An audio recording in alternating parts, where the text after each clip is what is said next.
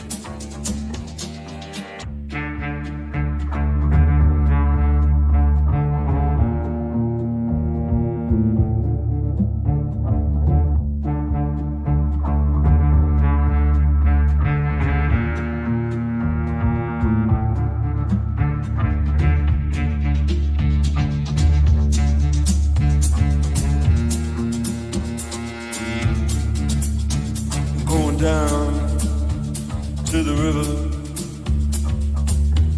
There's a man I wanna see. Yeah, he's the ferryman. He'll recognize me. I'm going down now to the riverside. There's a place I wanna be. I'm gonna talk to the ferryman. He'll be expecting me. I'm crossing over now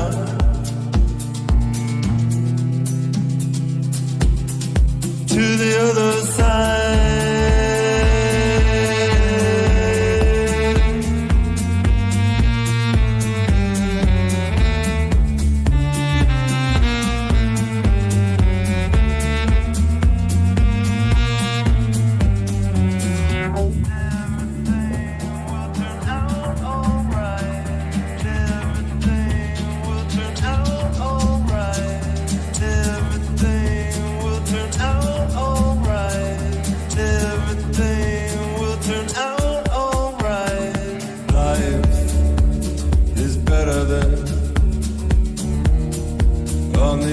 Side, the grass is greener there. On the other side, and I'll get even there. On the other side, and everything will turn out alright. On the other side. On the other side, on the other side.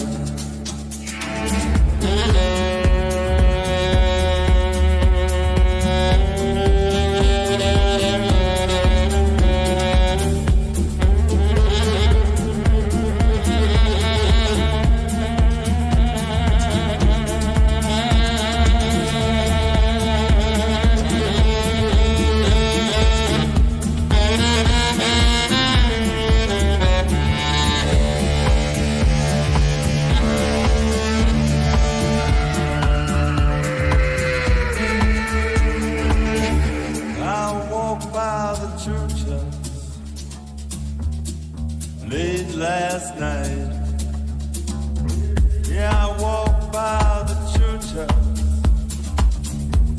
but I didn't go inside, 'cause I once slept with the preacher's wife. She handed me a ticket to the other side. I'm crossing over now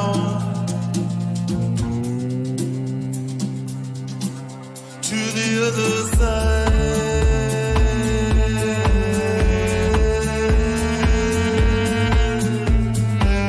The other side.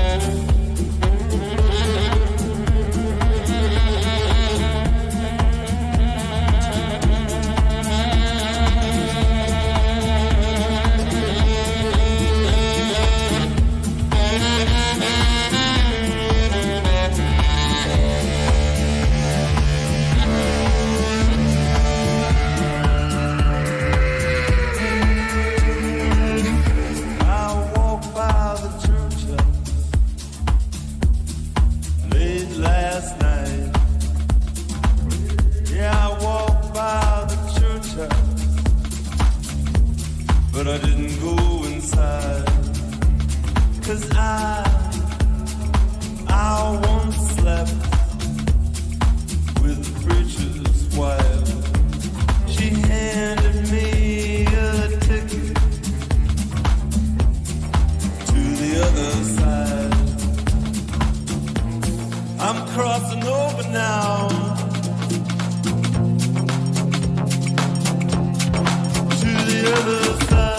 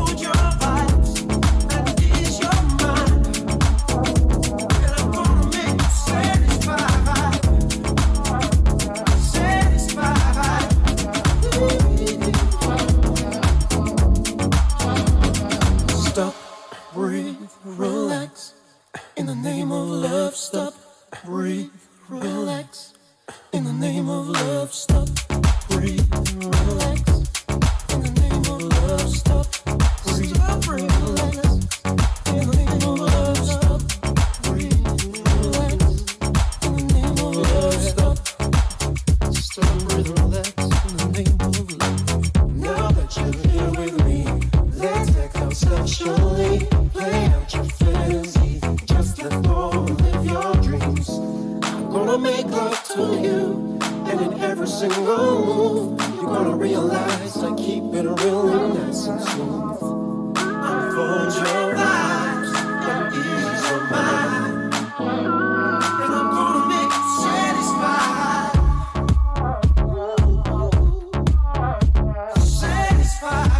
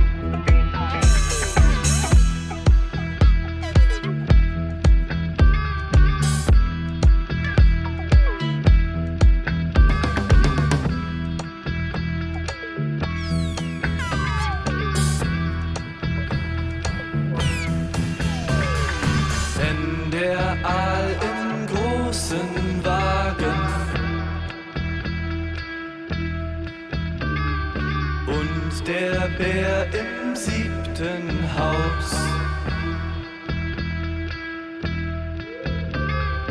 Willst du mit mir Drachen jagen und nur mir am nächsten sein?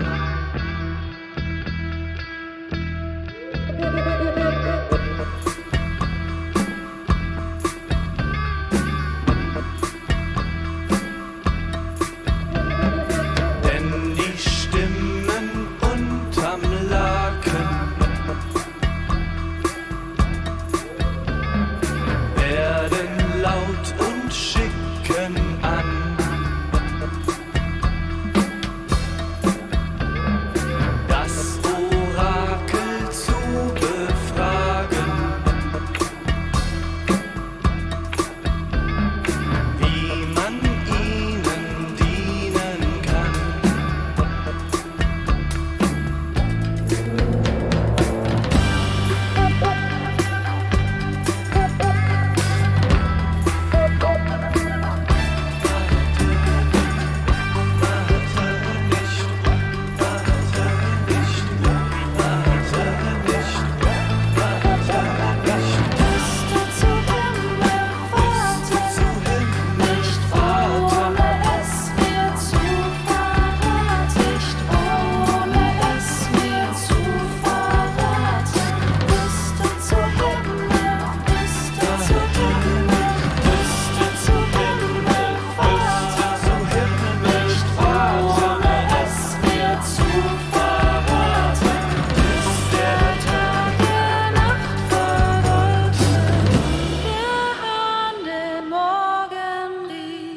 Jeder Mensch, den sie erkoren,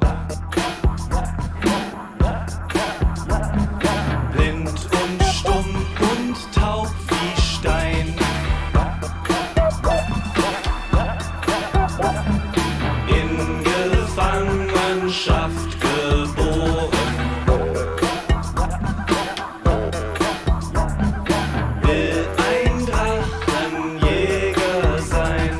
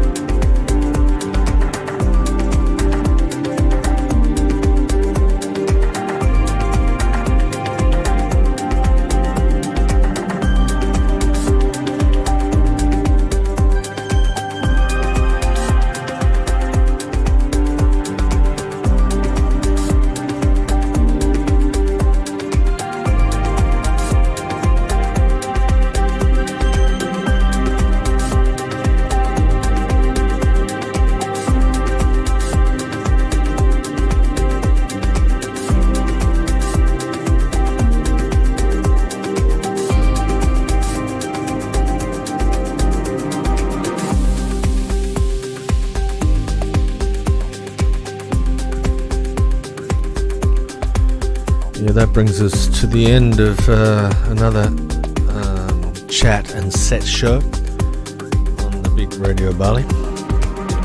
This was a set from Halim Ardie from the Bali Burn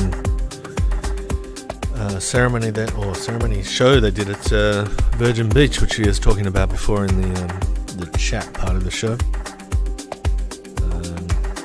Hope you enjoyed the show. We'll see you soon.